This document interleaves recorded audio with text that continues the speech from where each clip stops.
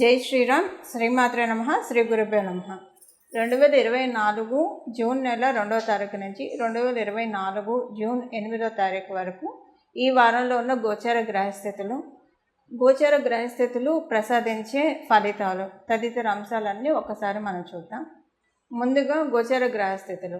ఈ వారం గోచర గ్రహస్థితులు అన్ని రాశుల్లో ప్రథమ రాశి అయిన మేష రాశిలో ఆ రాశ్యాధిపతి అయిన మంగళ సంచారం, కుజ భగవానుడు సంచారము.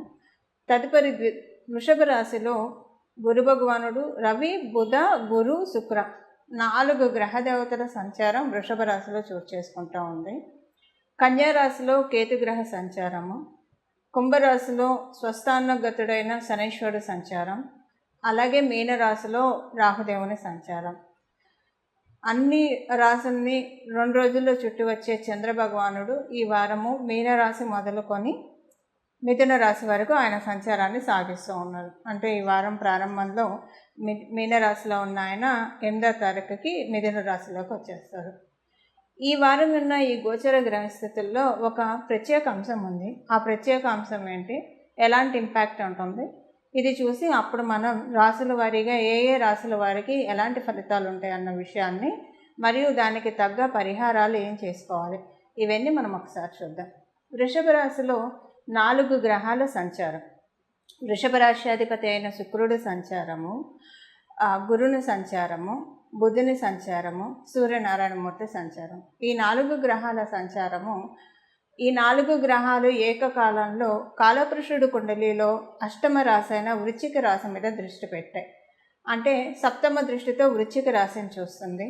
మనం మేషరాశి నుంచి కాలపురుషుడు కుండలిలో నుంచి మనం చూసుకుంటే వృశ్చిక రాశి అష్టమ రాశి అవుతుంది. ఈ వారం ఉన్న గోచార గ్రహస్థితులు ఈ చతుర్గ్రహ కూటమి చాలా విశేషమైనది, శుభప్రదమైనది కూడా శుభప్రదమైనదిగా కూడా మనం ఇక్కడ పరిగణించాలి. దానికి కారణం ఏంటంటే, శుభప్రదం అవడానికి కారణము దేవగురువు, రాక్షస గురువులు వీళ్ళిద్దరూ కలిసి ఒకే రాశిలో శుక్రాచార్యుల వారి రాశిలో కలిసి ఉండడము ఒకటి. బుధుడు ఎప్పుడైనా శుభులతో కూడితే ఆయన బుధుడు కూడా శుభుడే అవుతాడు. అందువల్ల 3 శుభగ్రహాలు. సూర్యనారాయణమూర్తి తటస్థంగా వ్యవహరిస్తాడు ఈ రాశిలో. అయితే ఇక్కడ ఫైనాన్షియల్ ట్రాన్స్ఫర్మేషన్స్ కొన్ని విషయాల్లో చాలామందికి చోటు చేసుకోబోతుంది, ద్వాదశ రాశుల వారికి కూడా. అయితే ఎప్పుడైనా సరే ఇది మీ జన్మజాతకం కనుక బాగా సపోర్టింగ్గా ఉంటే మీరు ఈ ఫైనాన్షియల్ ఆర్థిక స్థితిగతుల్లో మార్పులు ఈ వారంలోనే చూడవచ్చు. ఒకవేళ మీ జన్మజాతకం కనుక సపోర్టింగ్గా లేకపోయినా సరే గోచారం ఫలాన్ని ప్రసాదిస్తూ ఉంది కాబట్టి కమింగ్ 6 monthsలో ఎనీ టైం మీరు ఫైనాన్షియల్ ట్రాన్స్ఫర్మేషన్, ఆర్థికపరమైన మార్పులు చూస్తారు. ఇక్కడ మనం తెలుసుకోవాల్సిన విషయం ఒకటి, 12 రాశుల వారికి కూడా ఆర్థిక పరంగా ప్లస్సే జరుగుతుంది. ఎందుకంటే కాలపురుషుడు కుండలిలో ద్వితీయ రాశిలో వారి సంచారము వృశ్చిక రాశి మీద దృష్టి పెట్టడం వల్ల ఫైనాన్షియల్ ఆర్థిక స్థితిగతుల్లో మంచి మార్పులు ద్వాదశ రాశుల వారికి చోటు చేసుకుంటాయి. ఇందాక నేను చెప్పినట్టు ఒకవేళ మీ జన్మకుండలి ఇప్పుడే బాగా సపోర్టింగ్గా ఉంటే అది ఈ నెలలో చూడొచ్చు, ఈ వారంలో చూడొచ్చు. సపోర్టింగ్గా లేకపోయినా గోచారం ప్రసాదిస్తుంది కాబట్టి 6 నెలల్లో ఈ ఫలితాలు మీరు అందుకోవడానికి చక్కని అవకాశం ఉంది. అలాగే ఇక్కడ ఇంకొక విషయం ఏంటంటే, సపోజ్ మీ జన్మకుండలి సహకారంగా లేకపోయినా కూడా 30% ఈ రిజల్ట్స్ మీకు అప్లికేబిలిటీ ఉంటుంది. అంటే ఒక 30% మీకు ఫైనాన్షియల్లో ట్రాన్స్ఫర్మేషన్ ఉంటుంది. మీ జన్మకుండలి బాగుంది, ఇప్పుడు గోచారంలో కూడా బాగుందంటే ఇది ఇంకా డబల్ బొనాంజా అవుతుంది. మీ జన్మ స్థితిగతుల్ని, మీ జన్మ జాతకంలో ఉన్న గ్రహాల స్థితిగతులను అనుసరించి ఈ విషయాలు ఆధారపడి ఉంటాయి.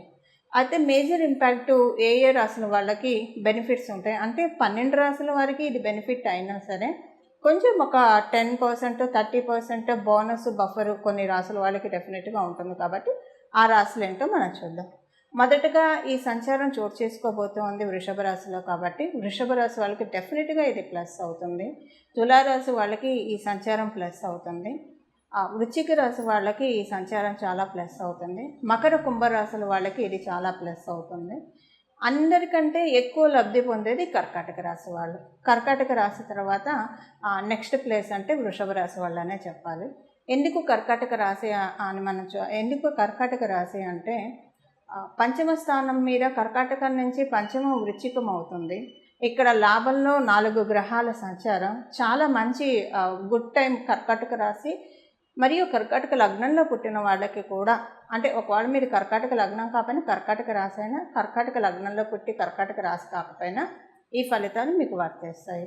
ఇది చాలా మంచి ట్రాన్స్ఫర్మేషన్ ఫైనాన్షియల్గా. ఒకవేళ ఇప్పుడు నేను ఇందాక చెప్పినట్టు మీ జన్మ స్థితిగతులను అనుసరించి బాగా ఉంటే వెంటనే మీకు చూస్తారు, లేకపోయినా కమింగ్ 6 monthsలో డెఫినెట్గా మంచి ఫైనాన్షియల్ ట్రాన్స్ఫర్మేషన్స్ చూస్తారు. ఇక్కడ ఒక చిన్న ఇదేంటంటే గమనించాల్సిన అంశం ఏంటంటే, మీ జన్మజాతకం అసలు ఇప్పుడు బాగోనే లేదనుకోండి, అప్పుడు ఇది మీకు ఒక 40% అయితే అప్లికేబిలిటీ ఉంటుంది, 100% అయితే. ఎందుకంటే అక్కడ మీ జన్మజాతకం బాగోలేదు అన్నదాన్ని బాగుపరిచే విధంగా మీకు ఈ యోగం ఉపయోగపడుతుంది. అక్కడ బాగుపరచడానికి ఎనర్జీస్ వెళ్తున్నాయి కాబట్టి కొంత ఒక 40% మీరు తీసుకోగలుగుతారు. ఇప్పుడు మనం తెలుసుకునే కర్కాటక రాశి వాళ్ళు కావచ్చు, వృషభ, కర్కాటక, తుల, మకర, కుంభ ఈ రాశుల వాళ్ళు కావచ్చు, ఈ లగ్నాల వాళ్ళు కావచ్చు, వీళ్ళందరికీ కూడా మీ జన్మజాతకం సహకరిస్తే చాలా మంచి ట్రాన్సిట్. ఒకవేళ సహకరించకపోయినా బాగోలేదు అన్నదాన్ని రిపేర్ చేస్తుంది. రిపేర్ చేసి కొంత మీకు యోగాన్ని ఇస్తుంది. ఫైనాన్షియల్గా 30% 40% యోగాన్ని ఇస్తుంది. ఇదే పాయింట్ మిగతా రాశుల వాళ్ళకు కూడా అప్లికేబిలిటీ ఉంటుంది. అయితే మరి మిగతా రాశుల వాళ్ళ మాట ఏంటి? మరి మనకి మేషరాశి ఉంది, మిథున రాశి ఉంది, కన్య, మేష, మిథున, కన్య, ధను, మీన ఈ రాశిలో పుట్టిన వాళ్ళకి, ఈ లగ్నాల్లో పుట్టిన వాళ్ళకి, వీళ్ళందరికీ కూడా ఈ గోచారము ఒక 30% అయితే ప్లస్ వస్తుంది, 30% ప్లస్ వస్తుంది. ఒకవేళ మీ జన్మజాతకం బాగా ఉంటే అది ఇంకా బాగా ఉంటుందని మనం తెలుసుకోవాలి. బట్ ఏది ఎలా ఉన్నా సరే ఇప్పుడున్న ఈ చతుర్గ్రహ కూటమి అన్ని రాసుల వాళ్ళకి డెఫినెట్గా ఏదో ఒక ప్లస్ వచ్చేస్తుంది. టైం ఫ్రేము మీ జన్మజాతకాన్ని అనుసరించి ఉంటుంది. అది ఇప్పుడు కమింగ్ 6 months ఈ విషయం మీ జన్మజాతకాన్ని అనుసరించి ఉంటుంది. ఇక మనం విడివిడిగా మీ రాశుల వాళ్ళకి ఈ వారం ఎలా ఉంటుంది, అసలు ఈ చతుర్గ్రహ కూటమి ఎలాంటి ఫలితాన్ని ప్రసాదిస్తుంది, ఇవన్నీ కూడా మనం చక్కగా క్లుప్తంగా మరియు సవివరణంగా కూడా తెలుసుకోవడానికి ప్రయత్నిద్దాం. కుంభరాశిలో పుట్టిన వాళ్ళకి చతుర్గ్రహ కూటమి మీకు చతుర్థ స్థానంలో జరుగుతూ ఉంది. చతుర్థ స్థానంలో 4 గ్రహాలు సంచారం జరుగుతూ ఉంది. కుటుంబంలో కొన్ని మంచి మార్పులు చోటు చేసుకుంటాయి.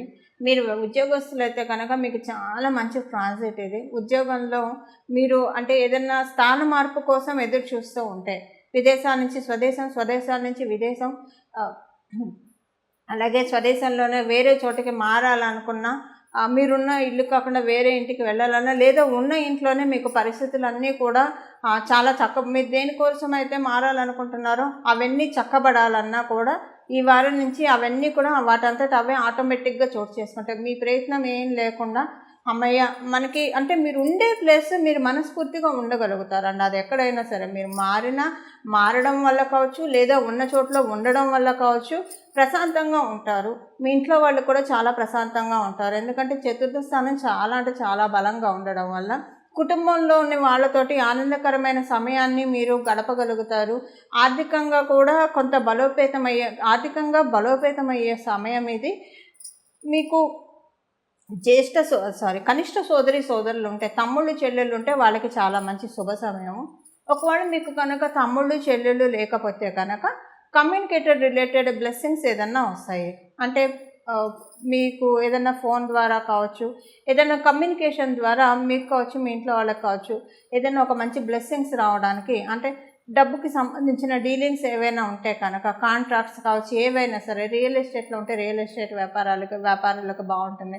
మీరు ఏదైనా భూమి, గృహము ఏదైనా కొనాలని ప్రయత్నిస్తున్నా, అమ్మాలని ప్రయత్నిస్తున్నా, వాటిల్లో అంతా సజావుగా స్మూత్గా వెళ్తుంది అనమాట. ఎక్కువగా ప్రయాస పడకుండా, ఎక్కువగా ఆరాట పడకుండా చాలా స్మూత్గా వెళ్తుంది. మీ రాష్ట్రాధిపతి మీ రాశిలోనే ఉంటూ మీకు బ్లెస్సింగ్స్ని ఆల్రెడీ ఆయన ప్రసాదిస్తూ ఉన్నాడు. కాకపోతే తృతీయ దృష్టితో మేషరాశిలో ఉన్న మంగళని చూస్తున్నాడు, కుజభగవాను శనీశ్వరుడు చూస్తున్నాడు. దీనివల్ల ఏంటంటే శనీశ్వరుడు మేషరాశిలో ఉన్న ఈయన్ని కుజభగవాను చూడడం వల్ల అడ్వర్స్ రిజల్ట్స్ రావాలి. యాక్చువల్గా అయితే ఆయన చూపు ఆయన మీద మంచిది కాదు. కాకపోతే ఇక్కడ అది అంటే 2 negatives మేక్స్ పాజిటివ్ అన్నది మన సైన్స్లో చదువుకున్నట్టు. ఇప్పుడు అలాగా కుంభరాశి వాళ్ళకి కమ్యూనికేటివ్ రిలేటెడ్ ఇష్యూల్లో బాగా యాక్టివేట్ అవుతున్నాయి. మీరు ఆల్రెడీ కమ్యూనికేటివ్ ఫీల్డ్స్లో ఉంటే కనుక చాలా మంచి శుభ సమయము. ఉద్యోగస్తులందరికీ కూడా ప్రత్యేకించి కమ్యూనికేటివ్ ఫీల్డ్స్లో ఉంటే కనుక చాలా మంచి శుభ సమయము. వ్యాపారస్తులకి ప్రత్యేకించి కమ్యూనికేషన్స్ వల్లే మీ వ్యాపారం నిలబడుతుంది, సస్టైన్ అవుతుంది, మరియు ఎక్సెల్ అవుతుంది, ఎక్స్పాండ్ అవుతున్నాయి. అలా కూడా మనం చూసుకుంటే కనుక వ్యాపారస్తులందరికీ కూడా ఇది చాలా మంచి ట్రాన్సిట్ అనే చెప్పాలి. చాలా మంచి గోచార గ్రహస్థితులు జరుగుతూ ఉన్నాయని చెప్పాలి కుంభరాశి వాళ్ళందరికీ కూడా. ఇవి ఈ వారం యొక్క గోచార గ్రహస్థితుల ఫలితాలు కుంభరాశిలో పుట్టిన వాళ్ళందరికీ. ఈ వారం చేసుకోవాల్సిన పరిహారం, మొదట మనం మాట్లాడుకున్నట్టు 4 గ్రహాలు వృషభ రాశిలో కాలపురుషుడి కుండలిలో ద్వితీయ రాశి అయిన వృషభ రాశిలో సంచారం జరుగుతున్నందున మీ జన్మజాతకం ఒకవేళ సపోర్టింగ్గా లేకపోయినా ఈ రెమెడీ చేసుకుంటే ఇంకా కొంత ప్లస్ అవుతుంది, బాగుంటే ఇంకా ప్లస్ అవుతుంది. అసలు ఏం చేసుకోకపోయినా మీకు వచ్చే ఫలితం అయితే వస్తుంది, రెమెడీ చేసుకోకపోయినా. కాకపోతే ఎందుకు చేసుకోవాలి? మనం ఆరోగ్యంగా ఉన్నా కూడా ఆరోగ్యకరమైన ఆహారాన్ని, ఆరోగ్యాన్ని ఇచ్చే ఆహారాన్ని తీసుకుంటే మనకున్న ఆరోగ్యం ఇంకా పెరుగుతుంది, నిలబడుతుంది. ఆరోగ్యం బాగుంది కదా అని చెడువు బొడువు తినేస్తే కొన్నాళ్ళకి మన ఆరోగ్యం పాడైపోతుంది. ఇక్కడ కూడా ఇప్పుడు ఈ విషయం ఎందుకు చెప్తున్నానంటే ఇక్కడ కూడా ఇదే అప్లికేబిలిటీ. మీ జన్మజాతకం బాగున్నా లేకపోయినా అసలంటూ ఫలితాలు వస్తాయి. కానీ దీన్ని బలపరుచుకోవాలి కదా, మనం దేన్నైనా యోగాన్నైనా బలపరుచుకోవాలి. మీ జన్మజాతకంలో అసలు మీకు ఏ యోగాలు ఉన్నాయి తెలియని వాళ్ళు కూడా గోచారాన్ని పట్టుకొని గోచారంలో సూచించిన గ్రహస్థితులు సూచించిన పరిహారాలు చేసుకోవడం వల్ల కూడా మీ జన్మజాతకంలో బాగోలేదు అన్న అంశము డెఫినెట్గా కట్ అయిపోతుంది. ఇప్పుడు మనం పరిహారం చూద్దాం. ఈ పరిహారం వచ్చేసేసి ద్వాదశ రాశుల వాళ్ళకి కూడా ఈ పరిహారం వర్తిస్తుంది. ఈ పరిహారం వచ్చేసేసి శ్రీలక్ష్మి అమ్మవారి ఆరాధన ఈ వారం ఎంత విశేషంగా చేస్తే అంత మంచిది.